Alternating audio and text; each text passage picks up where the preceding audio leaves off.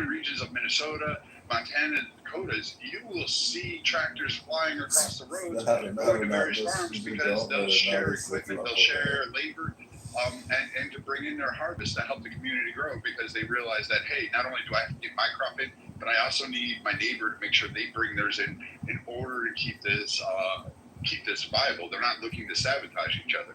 So, like, your idea of John Deere, like, I don't know, Brian, how many John Deeres do you fucking own? Like, no, people don't really like it. The massive farmers, yeah, they have the older one, but they're not rushing out there to spend $110,000 on a small tractor that is going to basically break down and that they have to go and pay a fortune just to get it repaired. They are already doing this. The idea that it's separated by race. No, farmers are some of the most ingenious, inventive, intellectuals, education experts you could have in terms of land, weather, and everything else out there. And they all do. They all partake. It's not split among racial demographics. Yeah, can I jump in really quick? Just really quickly, sorry. What Brian said is he's an actual farmer. He said all farmers, all farmers change for about a month. Yeah, I just wanted to, Hold on, Aaron, 1 second. No, I know, I'm responding to your point actually, because that's the way you said it is perfectly fine, which has to do with size, right? And you're not doing big commodity crops like corn, soybeans, whatever. But if you're talking about a small farm that is, you have some cattle, this or that, and the cattle market's strong right now, that is a completely different animal than someone who is farming, 10,000 acres. Franks, if you weren't already thinking that, you wouldn't have come here tonight. But it has nothing to do with race. That's the only thing. That's the point I was making. Like, it doesn't have anything to do with race. That goes to what Mr. Clark is. Like, and that's why I'm trying to bring it to what Mr. Clark was saying. A lot of these black farmers aren't big farmers. They do like some of the smaller stuff like I was talking about because they can't afford to do anything bigger. Like, yes, like how Brad was saying, like, you do have some that are like have these 10,000 acre ranches. Yeah, but that's not a large population of black farmers. Well, there's less than 2% of farmers in America. Oh, are you not done there? Sorry. Oh, my bad. Yeah, go ahead. Oh, okay.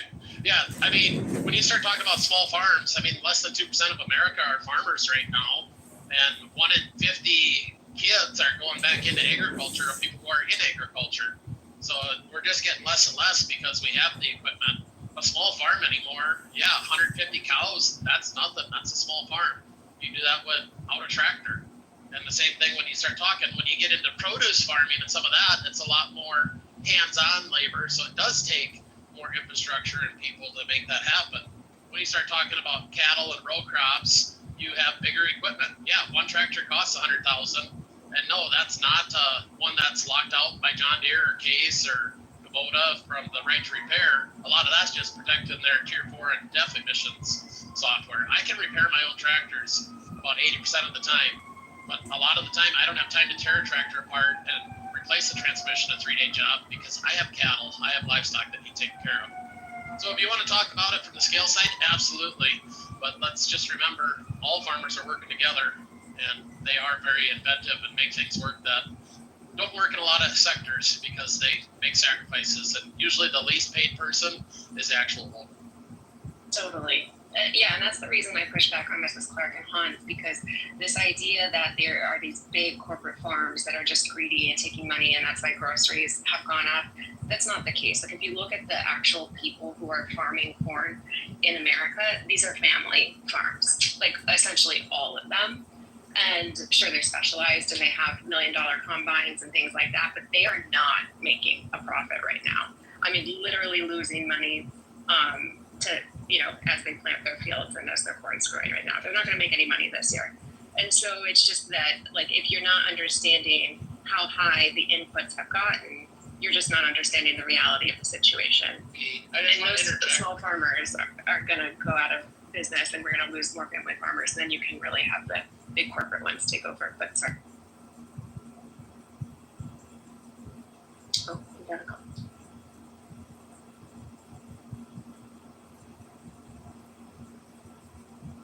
Most of the distributors actually, correct me if I'm wrong, P, or Brian, like most of them are still operating like they just started to recover. They're operating at 1%.